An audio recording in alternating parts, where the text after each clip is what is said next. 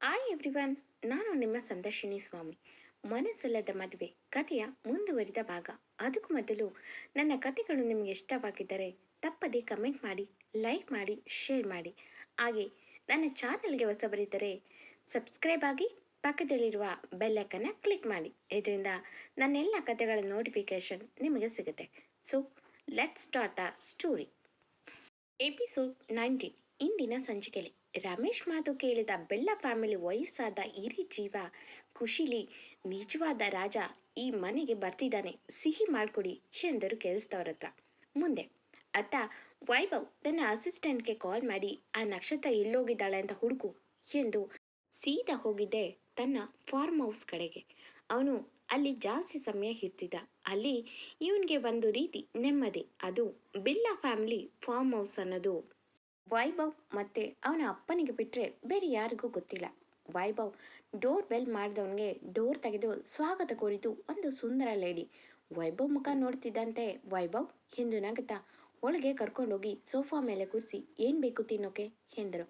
Vaibhav, ma'am, ನನಗೆ ತುಂಬ ತಲೆ ಸಿಡಿತಿದೆ, ಪ್ಲೀಸ್ ಸ್ಟ್ರಾಂಗ್ ಕಾಫಿ ಎಂದ.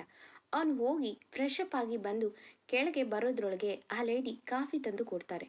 ಕಾಫಿ ಕುಡಿದು ಥ್ಯಾಂಕ್ಸ್ ಮಾಮ್ ಎಂದು ಆ ಲೇಡಿ ಮಡಲಿಗೆ ತಲೆ ಇಟ್ಟ. ಆ ಲೇಡಿ ಕೂಡ ತಲೆಗೆ ಮಸಾಜ್ ಮಾಡುತ್ತಾ ಏನಾಯ್ತು, ನಮ್ಮ ಡ್ಯಾಡ್ ಕಾಲ್ ಮಾಡಿದ್ರಾ ಎಂದ್ರು. ವೈಭವ್, ಹ್ಞೂ ಮಾಡಿದ್ರು, ಆದರೆ ನೀನೇಗಿದ್ಯಾ ಅಂತ ವಿಚಾರಿಸೋಕೆ ಅಲ್ಲ, ಬದಲಿಗೆ ಆ ನಕ್ಷತ್ರ ಎಲ್ಲಿ ಅಂತ ಕೇಳೋಕೆ, ಆ ಪ್ರಾಜೆಕ್ಟ್ ಕೈ ತಪ್ಪಿ ಹೋಗಿದ್ದಕ್ಕೆ ಬೈಯೋಕೆ ಎಂದು ಸೈಡ್ಗೆ ಮಲಗ್ದ. ಆ ಲೇಡಿ ತಲೆ ಭುಜ ಎಲ್ಲ ಮಸಾಜ್ ಮಾಡುತ್ತಾ ಬರ್ಲಿ ಮನೆಗೆ ನೋಡ್ಕೋತೀನಿ, ನಾಡಿದ್ದು ಬರ್ತಾರಂತೆ ಎಂದರು. ವೈಭವ್, ಸ್ವಲ್ಪ ನಿದ್ದೆ ಮಾಡ್ತೀನಿ, ಆ ಪ್ರಾಜೆಕ್ಟ್ಗೆ ತುಂಬ ಟೈಮ್ ವರ್ಕ್ ಮಾಡಿದ್ದೆಲ್ಲ ವೇಸ್ಟ್ ಎಂದ ಬೇಸರದಲ್ಲಿ. ಆ ಲೇಡಿ, ಹೋಗ್ಲಿ ಬಿಡು, ಇದಿಲ್ಲ ಅಂದರೆ ಇನ್ನೊಂದು ಎಂದು ಮಲಗು ಎಂದು ಅವನನ್ನು ಸಮಾಧಾನ ಮಾಡಿ ತಲೆ ನೇವರಿಸಿ ತಟ್ಟುತ್ತಿದ್ರು. ವೈಭವ್ ಹಾಗೆ ಮಡಿಲಲ್ಲೇ ಮಲಗ್ದ. ಇತ್ತ ಹಾಸ್ಪಿಟಲ್ನಲ್ಲಿ ರಮೇಶ್ ಒಂದು ಕಡೆ, ಆದಿ ಒಂದು ಕಡೆ ಕೂತು ಸುಧಾ ಅವರಿಗೆ ಪ್ರಜ್ಞೆ ಬರೋದನ್ನೇ ಕಾಯ್ತಿದ್ದಾರೆ. ಡಾಕ್ಟರ್ ದಯಾಳ್ ರೆಸ್ಟ್ ಮಾಡಿ ಎಂದರು ಕೇಳದೆ ಕಾದು ಕೂತಿದ್ದಾರೆ ಇಬ್ರು. ರಾತ್ರಿ ಸುಮಾರು 9 ಗಂಟೆಗೆ ಸುಧಾ ಅವರಿಗೆ ಸಡನ್ ಬ್ರೀತಿಂಗ್ ಪ್ರಾಬ್ಲಮ್ ಆಗಿತ್ತು. ತಕ್ಷಣ ಡಾಕ್ಟರ್ ದಯಾಳ್ ಇಮಿಡಿಯೇಟ್ ಆಗಿ ನಕ್ಷತ್ರಕ್ಕೆ ಕಾಲ್ ಮಾಡಿದ್ರು. ನಕ್ಷತ್ರ ನೈಟ್ ಡ್ರೆಸ್ನಲ್ಲೇ ಎದ್ದು ಗಡ್ಬಿಡಿಯಲ್ಲೇ ಬಂದ್ಲು. ಹಾಸ್ಪಿಟಲ್ಗೆ ಬಂದವಳೆ ಸುಧಾ ಇದ್ದ ಐಸಿಯು ಹೋಗಿ ಸುಧಾ ಅವರನ್ನ ನೋಡಿದ್ಲು. ನಕ್ಷತ್ರ ಸರಿಯಾಗಿ ಅಬ್ಸರ್ವ್ ಮಾಡಿ ಏನು ಪ್ರಾಬ್ಲಮ್ ಇಲ್ಲ ಎಂದು ಒಂದು ಇಂಜೆಕ್ಷನ್ ಕೊಟ್ಟು ಇನ್ನು 1 ಗಂಟೆ ಇವರಿಗೆ ಪ್ರಜ್ಞೆ ಬರುತ್ತೆ ಎಂದಳು. ಆದಿ ಗಾಬರಿಯಲ್ಲೇ ನಿಂತಿದ್ದ ಡೋರಿಂದ ಹೊರಗೆ. ಈಗ ಅವಳು ಮಾತು ಕೇಳಿ ಸಮಾಧಾನದ ನಿಟ್ಟುಸಿರು ಬಿಟ್ಟ. ನಕ್ಷತ್ರ ಇನ್ನೇನು ನಿದ್ದೆ ಮುಗಿತು ಎಂದು ಅಲ್ಲೇ ಕೂತು ಇಲ್ಲೇ ಹತ್ತಿರದಲ್ಲಿ ಟೀ ಸಿಗುತ್ತಾ ಎಂದಳು. ಡಾಕ್ಟರ್ ದಯಾಳ್ ಅವರು ಹ್ಞೂ ಎಂದರು. ಆದಿ ತರಿಸುವ ವ್ಯವಸ್ಥೆ ಮಾಡಿದ. ನಕ್ಷತ್ರಕ್ಕಾಗಿ ಟೀ ಜೊತೆಗೆ ಸ್ವಲ್ಪ ಸ್ನ್ಯಾಕ್ಸ್ ಕೂಡ ಕಳಿಸಿದ್ದ.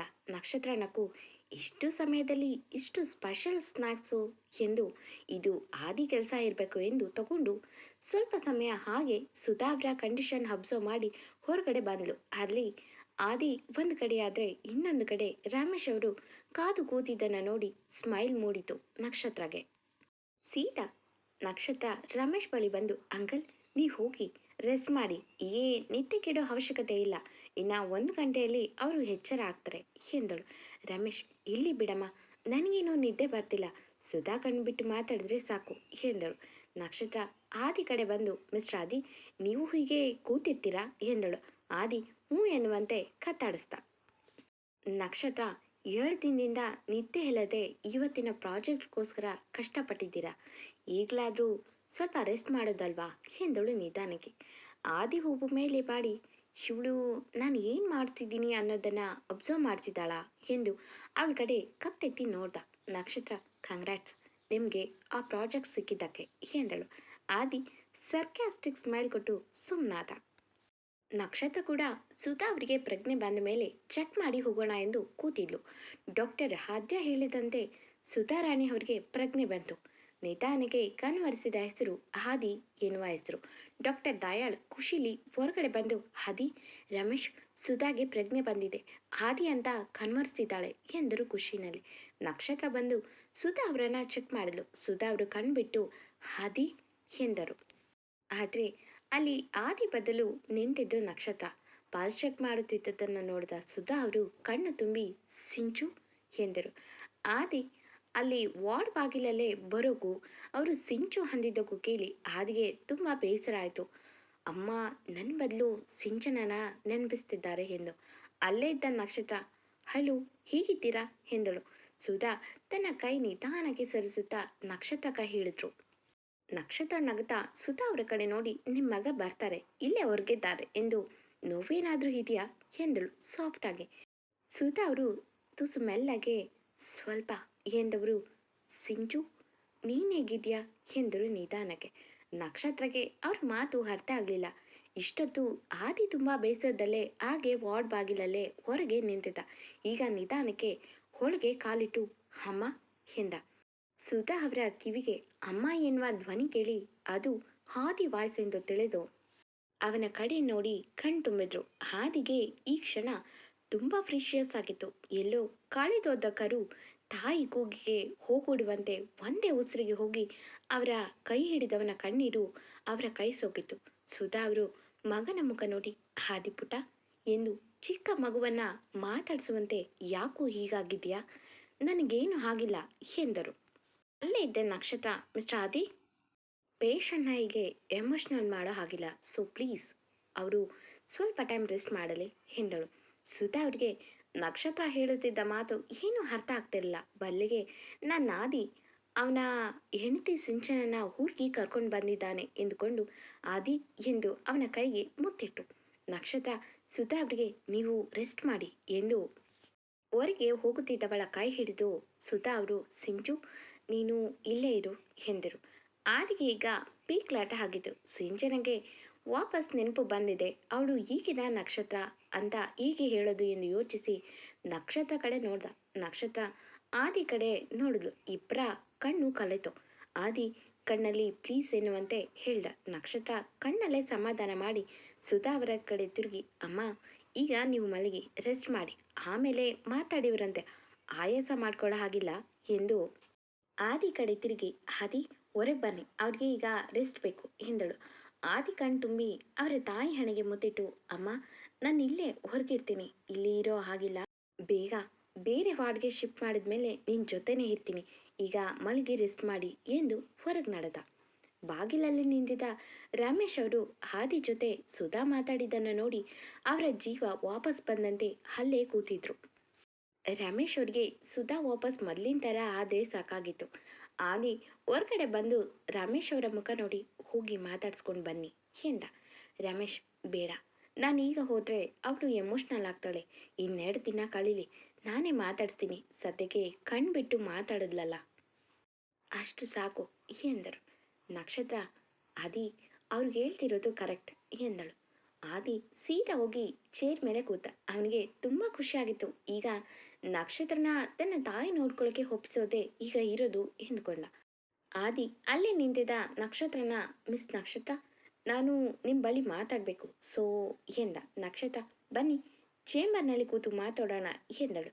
ಆದಿ ಇನ್ನೂ ರಮೇಶ್ ಆ ಐಸಿ ಗ್ಲಾಸ್ ಇರುವ ಡೋರ್ ಮುಂದೆ ನಿಂತು ಕಣ್ಣು ತುಂಬಿಕೊಂಡು ನಿಂತಿರೋದು ನೋಡಿದ ಹುಡುಗನಿಗೆ ನಿಜಕ್ಕೂ ಫೀಲ್ ಆಯಿತು. ಅವರ ಭುಜ ಹಿಡಿದು, ನೀವು ಮಾತಾಡಿಸ್ತಿದ್ರೂ ಪರವಾಗಿಲ್ಲ, ಆದರೆ ಹೋಗಿ ಒಮ್ಮೆ ನೋಡ್ಕೊಂಡು ಬನ್ನಿ ಎಂದ. ರಮೇಶ್ ಪರವಾಗಿಲ್ಲ ಎಂದರು. ಅವರು ಅಲ್ಲಿ ಹೋದಾಗ ಸುಧಾ ಅವರು ಅಕಸ್ಮಾತ್ ಕಂಡ್ಬಿಟ್ಟು ಎಮೋಷ್ನಲ್ ಆದರೆ ಎಂದು ಬೇಡ ಎಂದು ಚೇರ್ ಮೇಲೆ ಅಲ್ಲೇ ಕೂರ್ತಾರೆ. ನಕ್ಷತ್ರಗೆ ಈ ಅಪ್ಪ ಮಗನ ಸಂಬಂಧ ತುಂಬ ವಿಚಿತ್ರ ಎನಿಸಿದ್ರು ಇಬ್ಬರ ಮಧ್ಯೆ ತುಂಬ ಪ್ರೀತಿ ಇದೆ ಅನ್ನೋದು ಅವಳಿಗೆ ಗೊತ್ತಾಯಿತು. ಆದಿ ಮತ್ತೆ ನಕ್ಷತ್ರ ಇಬ್ಬರು ಚೇಂಬರ್ನಲ್ಲಿ ಕೂತು, ಹೇಳಿ ಮಿಸ್ಟರ್ ಆದಿ ಎಂದಳು. ಆದಿ ಅವತ್ತು ನೀವು ಕೊಟ್ಟ ಪ್ರಾಮಿಸ್ಗೆ ಈಗ ಸಮಯ ಬಂದಿದೆ, ಸೊ ನಾಳೆಯಿಂದ ನೀವು ನನ್ನ ತಾಯಿ ಮುಂದೆ ಸಿಂಚನಾಗಿ ಆ್ಯಕ್ಟ್ ಮಾಡಬೇಕು ಎಂದ. ನಕ್ಷತ್ರಗೆ ಇದು ಕಷ್ಟ, ತಾನು ಇಲ್ಲಿ ಜಾಸ್ತಿ ಸಮಯ ಇರುವಂತಿಲ್ಲ. ಬಟ್ ಈಗ ಆದಿ ಹೇಳಿದ್ದು ಕೇಳಿ ಅವಳಿಗೆ ಇಕ್ಕಟ್ಟಿನ ಪರಿಸ್ಥಿತಿಯಾಗಿತ್ತು. ಆದರೂ ಕೊಟ್ಟ ಮಾತಿಗೆ ತಪ್ಪು ಹಾಗಿಲ್ಲ. ಅದು ಅಲ್ಲದೆ ಇನ್ನೆರಡು ದಿನದಲ್ಲಿ ಆ ವೈಭವ್ ತಂದೆ ಬೇರೆ ಬರ್ತಿದ್ದಾರೆ. ಅವರು ಖಂಡಿತ ಮನೆಗೆ ಕರ್ಕೊಂಡು ಹೋಗ್ತಾರೆ. ಆ ಸಮಯದಲ್ಲಿ ಅವ್ರಿಗೆ ಗೊತ್ತಿಲ್ಲದಂತೆ ಹೇಗೆ ಆದಿ ತಾಯಿನ ನೋಡ್ಕೊಳ್ಳೋದು ಎಂದು ಯೋಚಿಸ್ತಿದ್ಲು. ಇದನ್ನೆಲ್ಲ ಯೋಚಿಸಿದ ನಕ್ಷತ್ರ ಸ್ವಲ್ಪ ಸಮಯ ಬಿಟ್ಟು, ನೋಡಿ ಮಿಸ್ಟರ್ ಆದಿ, ನನಗೆ ನನ್ನದೇ ಆದ ಪರ್ಸ್ನಲ್ ಕೆಲಸ ಇದೆ, ಸೊ ಅದೆಲ್ಲದರ ಮಧ್ಯೆ ದಿನಕ್ಕೆ 3 ಬಾರಿ ಬಂದು ನೋಡ್ಕೊಂಡು ಹೋಗ್ತೀನಿ ಅಷ್ಟೇ, ಬಟ್ ಹಾಸ್ಪಿಟಲ್ನಲ್ಲಿ ಉಳಿಯೋಕ್ಕೆ ಆಗಲ್ಲ ಎಂದಳು. ಆದಿ ಇಷ್ಟಾದರೂ ಒಪ್ಕೊಂಡ್ಲಲ್ಲ ಎಂದು ಓಕೆ ಎಂದು ಮುಗುಳ್ನಕ್ಕ. ನಕ್ಷತ್ರ, ಫೈನ್, ನಾನು ಈಗ ಹೊರಡ್ತೀನಿ, ಏನೇ ಇದ್ರೂ ಕಾಲ್ ಮಾಡಿ, ಹಾಗಂತ ತುಂಬ ಕಾಲ್ ಮಾಡಬೇಡಿ ಎಂದು ಆದಿ ಹಗ್ ಮಾಡಿದ್ದಕ್ಕೆ ತಪ್ಪಾಗಿ ತಿಳಿದಿದ್ದಾಳೆ ಎಂದು ಕಾಲ್ ಮಾಡಿದ್ದು ನೆನಪಿಸಿದ್ಲು. ಹಾಗೆ ನಾಳೆ ಮಾರ್ನಿಂಗ್ ಅರೌಂಡ್ 9 or 10ಗೆ ಬರ್ತೀನಿ, ಅಷ್ಟೊತ್ತಿಗೆ ರಮೇಶ್ ಅವ್ರನ್ನ ಮಾತಾಡ್ಸೋಕ್ಕೆ ಹೇಳಿ ಎಂದು ಎದ್ದು ಬಾಗಿಲು ಬಳಿ ಹೊರಟವಳು, ಮಿಸ್ಟರ್ ಆದಿ, ರಮೇಶ್ ಅಂಕಲ್ ಅವರ ವೈಫ್ನ ತುಂಬ ಇಷ್ಟಪಡ್ತಾರೆ ಅನಿಸುತ್ತೆ.